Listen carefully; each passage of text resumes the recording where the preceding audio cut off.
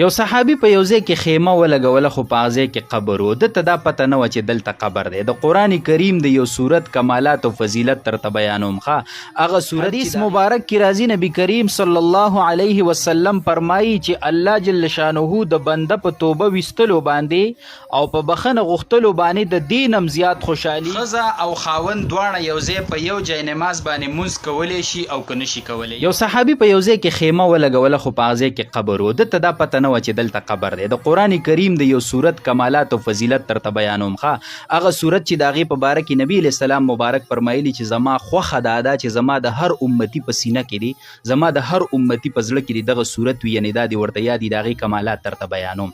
یو صحابي په یو ځای کې خیمه ولګوله خو هغه ځای کې د قبر څه نښه نه وه، نو ده ته پته نه وه چې دلته قبر دی. دی په هغه خیمه کې ناست دی، ناګهانه په دې قبر کې چې کوم انسان دی هغه سوره ملک شروع کو، تبارک الذي شروع کو، او تر دې چې پورې وویو یعنې ختم یې کو. دې صحابي خدا واورېده ده، نو چې لاړې نبی علیه السلام ته دا واقعه بیان کړه چې دغه شان ما خیمه ولګوله خو ما ته پته نه وه چې دلته قبر دی. د هغه قبر صاحب تبارک الذي شروع کړو، ټولې وویله. نبی علیه السلام مبارک ورته په جواب کې څه وایي؟ هي المانعتو، دا صورت منع کوونکی دی عذاب د قبر لره. هي المنجیتو، دا نجات ورکوونکی دی د قبر د عذاب نه. تنجیه من عذاب القبر، چې د قبر صاحب له د قبر د عذاب نه څه ورکو؟ نجات ورکو. دی فضیلت او دی کمال تر دې صورت وګوره. بل حدیث مبارک کې راځي نبی علیه السلام مبارک فرمایي چې د قرآن کریم یو صورت دی چې په 13 آیاتونو مشتمل دی، او خپل صاحب لره سفارش وکړو او سفارش الله قبول کو، یعنی دغه کس الله څه وکړه؟ بخنه وکړه. بل حدیث مبارک کې راځي چې نبی علیه السلام مبارک به تر هغې پورې نو د کېدو چې سوره الف لام میم سجده او سوره ملک د دې دواړو سورتونو تلاوت به نو کړی، نو نبی علیه السلام مبارک به تر هغې پورې نو د کېدو. بل حدیث مبارک کې راځي چې دا صورت چې کوم دی دا د خپل ویونکي دپاره به جګړه کوي تر دې چې د هغه څه وکړي؟ الله پاک بخنه وکي او الله پاک مغفرت وکي. نو ای زمارونو په دې به څومره ټیم لګي؟ ټول به په 7 منټه نه لګي. ته چې د ماسخوتن منځو کې کناو دا د څه د وجې کور ته منډه وې، د بچو د وجې منډه وې، د موبایل ګیمونو له منډه وخې، د دوکان او د حجرې ګپو له منډې وخې، نو په دې به څومره ټیم لګي؟ 7 منټه به پې لګي. دغه څومره څیزونه چې راته د چا د وجې نه په منډې کنه، دا به زیات نه زیات تا سره د قبر پورې لاړ شي. خو قسم دی کو قبر کې دننه بیا په کار راشي. صحیح شوله که نه؟ چې تر څو نیکان نه یو، تر څو په تا پسې صدقه جاریه نه وي، صدقې در پسې نه کړي، دا خو بیا ستا په کار نه راځي، ته به ترې هېر شي. ستا چې په کار راځي قرآن به دې په کار راځي، ستا چې په کار راځي نو دا صورت به دې په کار راځي. نو زما ورونو 7 منټه پې نه لګي، دا خپل معمول جوړ کړئ، دا خپله مشغله جوړه کړئ، او خامخا که سحر یې وی که ماسپښین مې وی که هر ټیم یې وی، خو بعض روایاتو نه پته لګي چې نبي علیه السلام به ماسخوتن وی، یعنې د اوده کېدو نه به مخکې وی. صحیح شوله؟ نو دغه ټیم یې وایه ټول په 7 منټه نه لګي، او پته وی په هغه ټیم کې لګي چې کله دې په قبر کې سر ولګي، ملا دې ولګي او تبی در پسې کېږي او خاورې در باندې راواچي، او د هغې نه پس فرشتې راځي، نو بیا به تا ته د دې صورت کمالات او فضیلتونه هغه به تا ته معلومیږي. نو په خپل یې خپل کوي او نورو مسلمانانو ته چې ورسوي هغوی پې عمل وکړي، نو دا به زیاتي اجر ما او تا ته په دې باندې میلاویږي. وصلی الله علی النبی الامین. حدیث مبارک کی راځي نبی کریم صلی الله علیه وسلم فرمایي چې الله جل شانه د بنده په توبه ویستلو باندې او په بخنه غوښتلو باندې د دینم زیات خوشحالیږي، لکه چې په تاسو کې یو کس په ځنګل کې روان وي د خپل سورلۍ سره او په یو ځای کې د ده نه دا سورلي ورکه شي. د نبی علیه السلام د مبارک ارشاد ته سوچ کوئ، یقینا چې تاسو به حیران شئ او تاسو به په دې باندې تعجب وکئ چې د بنده په توبه ویستلو باندې الله جل شانه څومره خوشحالیږي. په تاسو کې یو کس په ځنګل کې روان وي او سورلي ورسره وي او په یو ځای کې د ده نه دا سورلي ورکه شي، بې درکه شي، او حال دا دی چې د خوراک او د څښاک سامان هم په دې سورلۍ باندې باري، نه د خوراک انتظام شته نه د څښاک انتظام شته، ځنګل دی، سورلي ورکه شوه، نو څومره به خفه دا انسان، او په دې کې دا مایوسه شو چې دا سورلي زما نه پیدا کېږي، بس دا زمانه ورکه شوه، او راغی د یو ونې د لاندې خفه سملاسته، ستړی ستومان او خفه سملاسته، په دې کې چې ګوري ناګهانه چې نظر شو دا سورلي د ده په خوا کې ولاړه ده، او د هغه واګي ونیولې، او د ډېرې خوشحالۍ نه څه عجیبه الفاظ په خوله باندې راووته. د نبي علیه السلام د مبارک ارشاد ته سوچ وکئ چې د ډېرې خوشحالۍ نه د دې بنده دغه ټیم کې په خوله څه الفاظ راوځي؟ دا وایي یا الله ته مې بندې او زه دې رب یم، الله اکبر.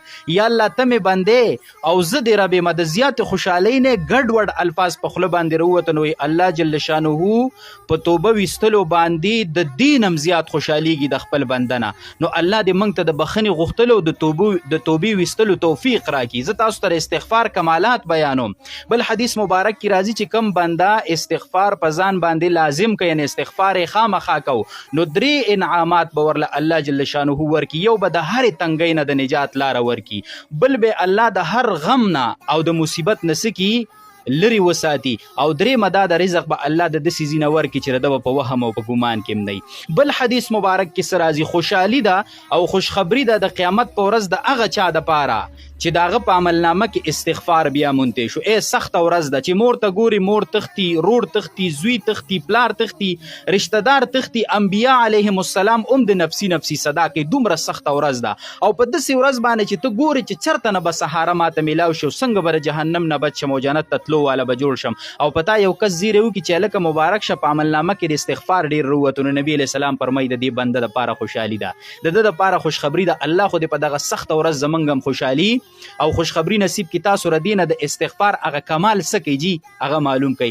ابن عمر رضی الله عنه فرمایي چې د نبی علیہ السلام نه په یو مجلس کې ما 100 مرتبه دا استغفار واورد. فرمایلی چې رب اغفر لي وتب علی انک انت التواب الرحیم، رب اغفر لي وتب علی انک انت التواب الرحیم. دا سوایا یا استغفر الله ربي من كل ذنب واتوب الیه، یا استغفر الله الذي لا اله الا هو الحي القيوم واتوب الیه، یا اللهم تب علی انک انت التواب الغفور، استغفر الله استغفر الله استغفر الله ربي. مختلف طریقو سره استغفار وایه. د رزق تنګي به دم الله لري کی، مصیبتونو او مشکلاتونه بم دی الله پاک نجات درکې، او د دنیا او د آخرت د دواړو کامیابی او کامرانۍ به درته میلاو شي. که د نورو مسلمانانو سره شریک کو نو زمونږ او ستاسو دپاره به صدقه جاریه وګرځي. وصلی الله علی النبی. ښځه او خاوند دواړه یو ځای په یو جای نماز باندې مونځ کولی شي او که نشي کولی. یوه را سره جي دا مسله وپېژنئ. دویمه را سره دا مسله وپېژنئ که یو سړي مونځ کړی دی او د هغې نه بعد دته جمع میلاو شوه، جماعت میلاو شو، نو آیا په هغه جمع کې دی په نیت د نفلو شاملېدی شي او که نشي شاملېدی؟ او که شاملېدی شي نو په کومو منځونو کې شاملېدی شي او په کومو منځونو کې نشي شاملېدی؟ دوه مسلې شو. درېیمه را سره جي دا مسله وپېژنئ چې د مازدیګر د جمع نه وړاندې 4 رکعته سنت غیر موقت دي، د کومې چې ډېر فضیلت په احادیثو کې راغلی دی، نو د هغې فضیلت څه دی او د هغې د کولو بهتره طریقه سره. دا 3 مسلې را سره ضرور وپېژنئ. اوله مسله جي دا ده چې ښځه او خاوند دواړه یو ځای په یو جای نماز باندې مونځ کولی شو په هغه ټایم کې چې ښځه خپل مونځ کوي او خاوند خپل مونځ کوي. ټیک شوله، خو ولاړ دواړه یو ځای دي په یو جای نماز باندې دي، نو د دوی مونځ بالکل درست دی او د دواړو په مونځ باندې څه اثر نه غورځېږي. اگر چې بهتره دا ده چې خاوند بیل ودرېږي، ښځه بیل ودرېږي، خاوند لږ مخکې ودرېږي، ښځه وروسته ودرېږي، خو نه که دواړه یو ځای په یو جای نماز باندې ودرېږي، خپل مونځ کوي، خو ولاړ یو ځای دي، نو مونځ یې درست دی، څه اثر پرې نه غورځېږي. او که خاوند جمع ورکوي او ښځه ورپسې اقتدا کوي، نو بیا طریقه دا ده چې خاوند به مخکې وي او ښځه به ورپسې وروسته ودرېږي. دا مسله خو ختمه شوه. دویمه مسله دا ده که یو کس مونځ کړی دی که نه او د هغې نه پس دته جمع میلاو شو، جماعت میلاو شو، نو آیا په دې جمع کې دی په نیت د نفلو شاملېدی شي که نشي شاملېدی؟ نو او شاملېدی شي، خو د ماسپښین او د ماسخوتن په منځ کې. یو کس د ماسپښین مونځ کړی دی او د هغې نه بعد دته جماعت میلاو شو، جمع میلاو شوه، نو دی په نیت د نفلو په هغه جمع پسې نیت تړلی شي، ځکه د ماسپښین د مونځ نه بعد نفل شته. د ماسخوتن مونځ د کړی دی او د هغې نه بعد دته جماعت میلاو شو، جمع میلاو شوه، نو هغې کې په نیت د نفلو دی ودرېدی شي، ځکه د ماسخوتن مونځ خو د کړی، خو د مونځ نه پس خو نفل شته، نو دی بالکل ادریدی شي. خو د مازیګر مونځ که د کړی دی د هغې نه پس جماعت میلاو هم شو، نو دی د نفلو نیت نشي تړلی، ځکه چې د مازیګر مونځ کړی دی او د مازیګر د مونځ نه بعد نفل نشته. دغه شان سحر مونځ د کړی دی او د هغې نه پس جمع میلاو شو، جماعت میلاو شو، نو په هغې کې په نیت د نفلو دی نشي شاملېدی، ځکه د سحر مونځ کړی دی او د سحر د مونځ نه بعد بیا نفل روا دا چې کوم دی نه دي. دغه شان د ماښام مونځ د کړی دی او د هغې نه بعد جماعت میلاو شو، نو په هغې کې په نیت د نفلو نشي شاملېدی، ځکه دا 3 رکعاته دي او نفل 3 رکعاته دا چې کوم دی نه کیږي. دا مسله هم وشوه. درېیمه مسله د مازیګر د جمع نه وړاندې 4 رکعاته سنت غیر مؤکد دي. غیر مؤکد دي که چا وکړه نو ثواب یې ډېر زیات دی او که چا ونه کړه نو څوک پرې ګناهګارېږي نه. نبي علیه السلام مبارک به دا کول او یو حدیث مبارک کې راغلی دی چې نبي علیه السلام داسې کس ته دعا کړې ده چې الله دې رحم په هغه بنده باندې وکړي څوک چې د مازیګر د جمع نه وړاندې 4 رکعاته مونځ کوي. دغه 4 رکعاته سنت غیر مؤکد دي. نو که یو بنده غواړي چې په ما دې د الله رحم وشي او بیا د نبي علیه السلام د دعا چې کومه ده نو د هغې په قبلېدو کې هېڅ شک نشته. نو که یو بنده غواړي چې په ما د الله رحم وکړي او روزانه دې رامانې وکړي نو دی د مازدیګر د جمع نه وړاندې 4 رکعاته سنت کوي. بس نیت دې د سنتو تړي، مؤکد او غیر مؤکد ویل پکې ضروري نشته. 4 رکعاته سنت مونځ کوم په دې زر وخت د نن مازدیګر، بس نیت دې تړي. ټیک شو لکه نه؟ او د دې د کولو بهتره طریقه څه ده؟ نو بهتره طریقې دا ده چې نیت دې د 4 رکعاتو سنتو وتړه.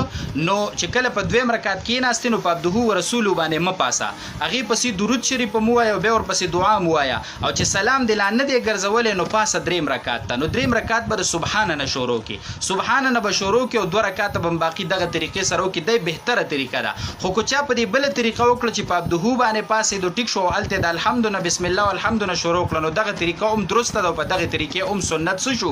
ادا شو.